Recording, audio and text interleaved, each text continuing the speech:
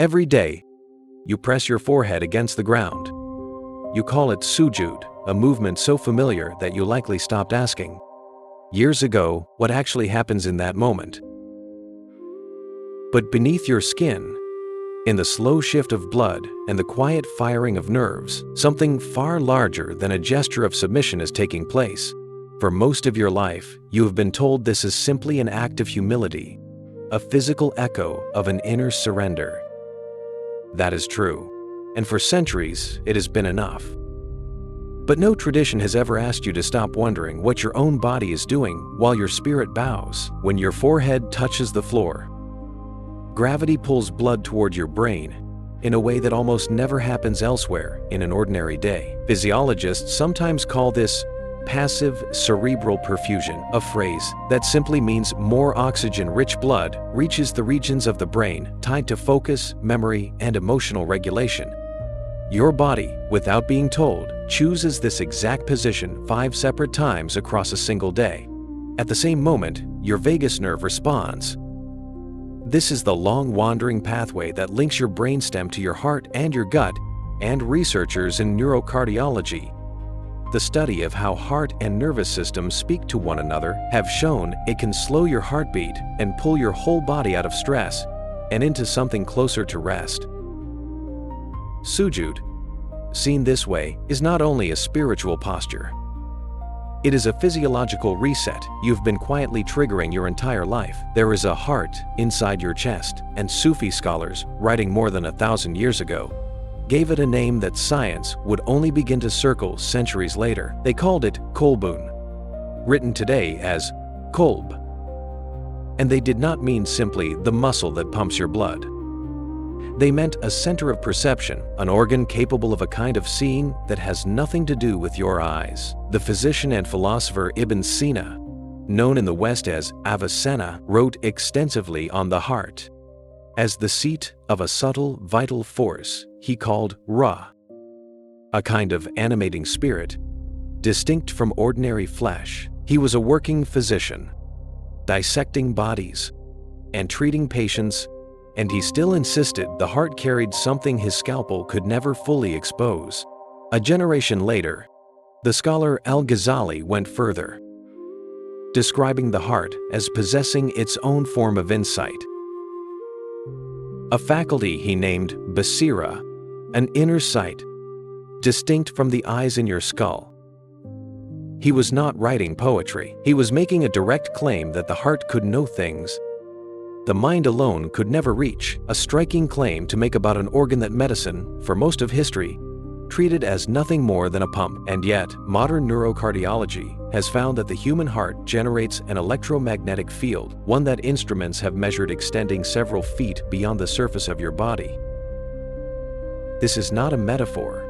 It is a physical, measurable phenomenon. And scientists are still mapping what it might mean for how the heart communicates with the brain.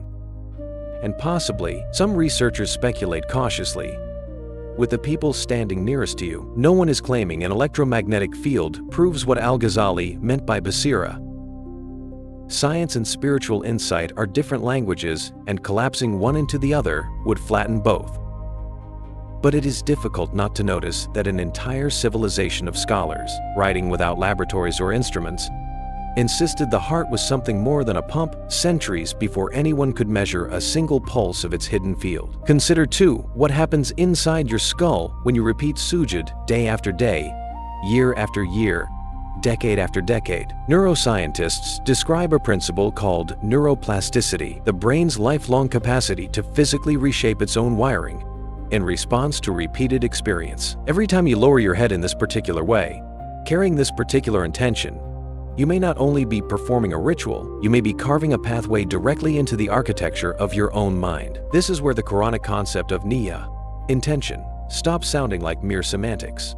Islamic tradition has always insisted the same physical motion, performed with a different inner state, is simply not the same act at all. Modern neuroscience agrees in its own vocabulary. Research on focused, intentional repetition shows the brain encodes experience differently depending on the attention brought to it. An empty motion, and a deliberate one do not leave the same trace behind. So when you press your forehead to the ground, you are likely doing at least 3 things at once, though you were probably only ever taught about one of them.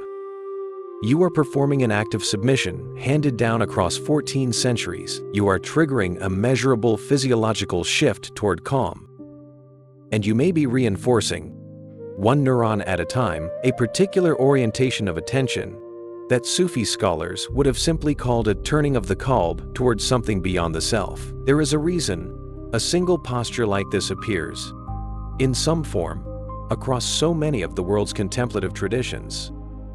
Monks bow low, mystics kneel until their foreheads meet stone or earth.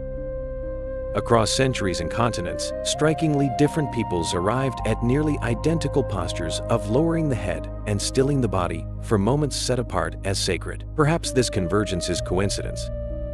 Or perhaps the human nervous system itself recognizes something true in this particular geometry, something bodies understood long before any tradition had a name for it. You live now inside a body that almost never stops moving.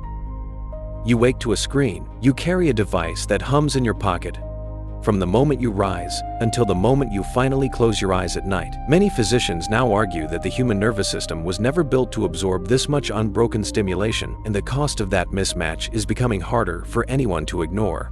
Into all of that noise, Sujud arrives as something almost radical in its stillness. For a handful of seconds, your forehead touches the ground, your breath slows on its own, your vagus nerve answers without being asked, and your mind is given exactly one thing to attend to. It may be one of the only moments left in a modern day when the body is fully permitted to stop. Perhaps this is why the posture has survived intact for so long, almost entirely unchanged, while nearly everything else about human life has been rebuilt many times over. Perhaps something this effective on every level at once. The body, the brain, and whatever you choose to call the part of you that quietly watches and wonders simply does not need reinventing, it only needs remembering.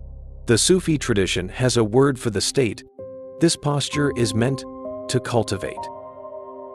They call it hudur, presence, the felt sense of being fully here rather than scattered across worry, memory, and everything still left undone today. It is not a small coincidence that the posture most associated with surrender is also the posture your own physiology seems built to reward with stillness. 2 very different vocabularies appear in this single gesture to be describing the same event. None of this asks you to believe that medieval scholars were secretly practicing neuroscience centuries early, or that modern researchers have somehow proven the existence of the soul. That claim is not being made here, and pretending otherwise would cheapen both traditions at once.